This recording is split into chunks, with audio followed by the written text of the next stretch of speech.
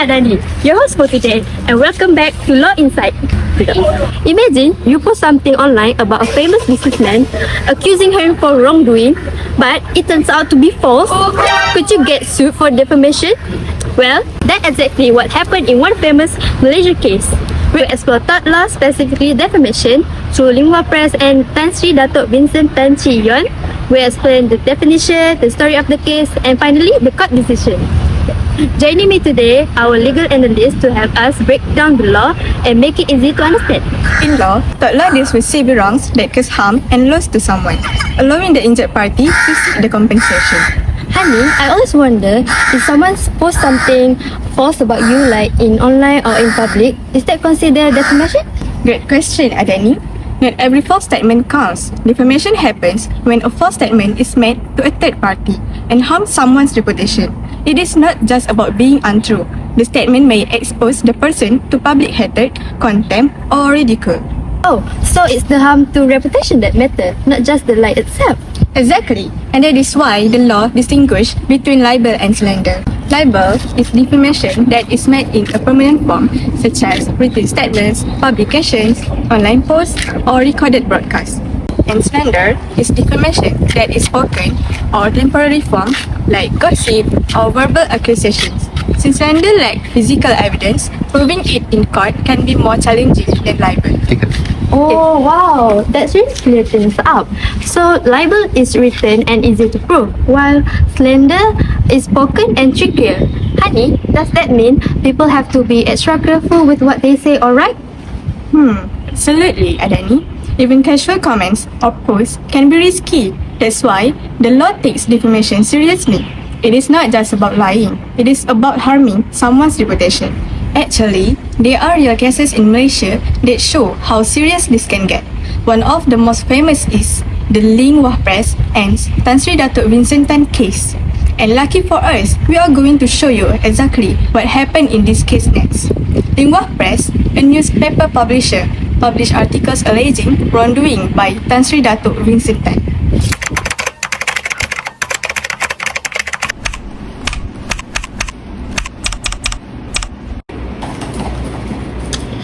Front page heading. He's going to make waves. Tan Sri Vincent Tan will see this coming. The public will be talking about this tomorrow.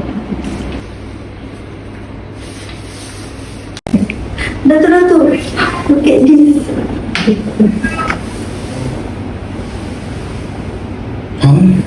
Corruption? Abuse of power? This is unacceptable. How can they publish such lies about me?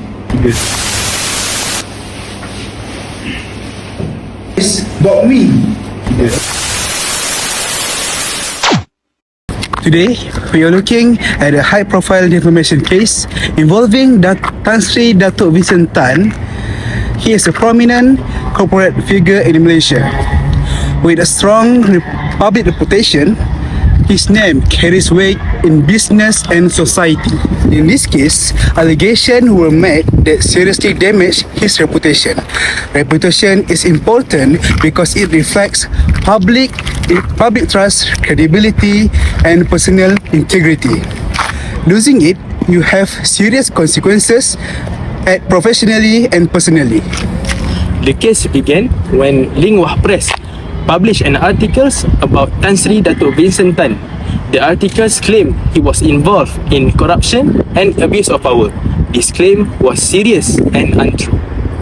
Such allegations can mislead the public, harm his business dealings, and damage his personal and public relationships. Publishing a false claims like this is very dangerous because it attacks someone's character and reputation unfairly. Third, imagine a magazine claiming your boss stealing company funds. Even if it is false, the damage can be huge. So, to prove defamation, the first element is defamatory statement. The statement must harm the plaintiff's reputation. In this case, the articles accuse Tan Sri Datuk Vincent Tan of a serious misconduct. These claims were not just rumors. There were written claims that could lower him in the eyes of others. The second element is that the statement refers to the plaintiff.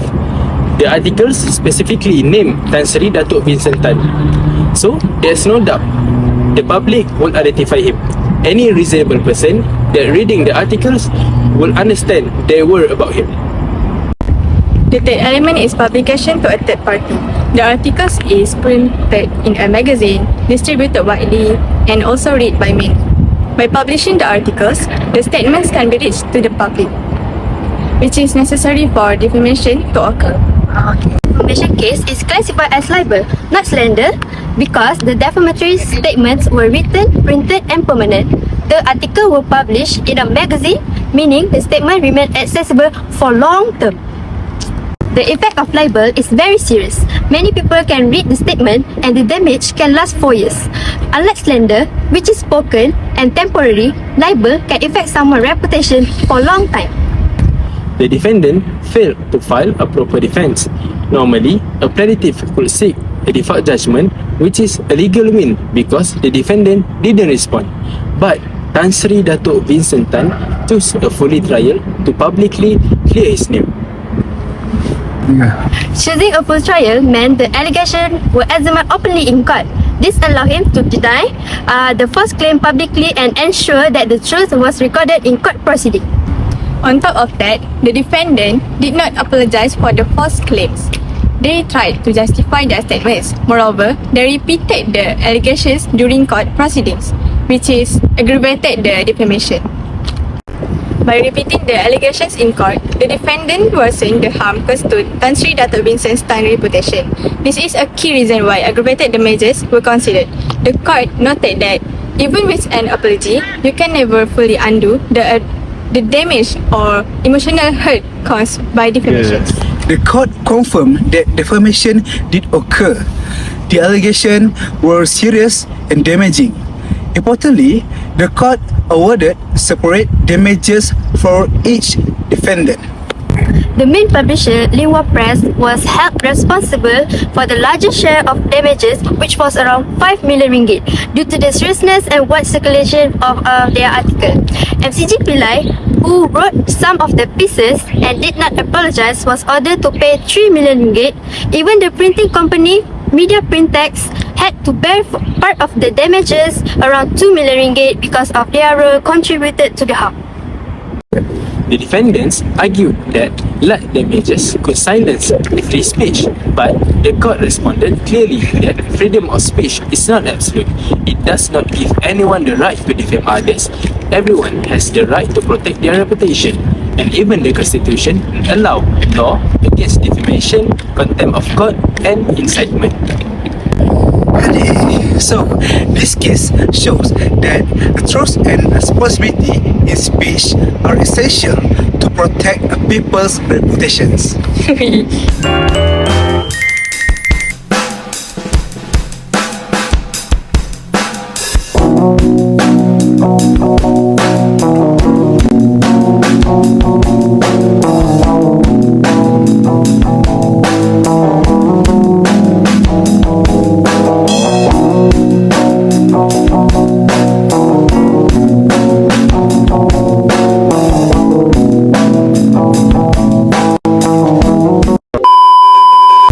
So, to prove defamation, the first element is the defamatory The defendants argued that large damages could silence free speech. Hello everyone, I'm Haimi. Kenapa bergerak dengan tiga Adani? Adani nak bergerak.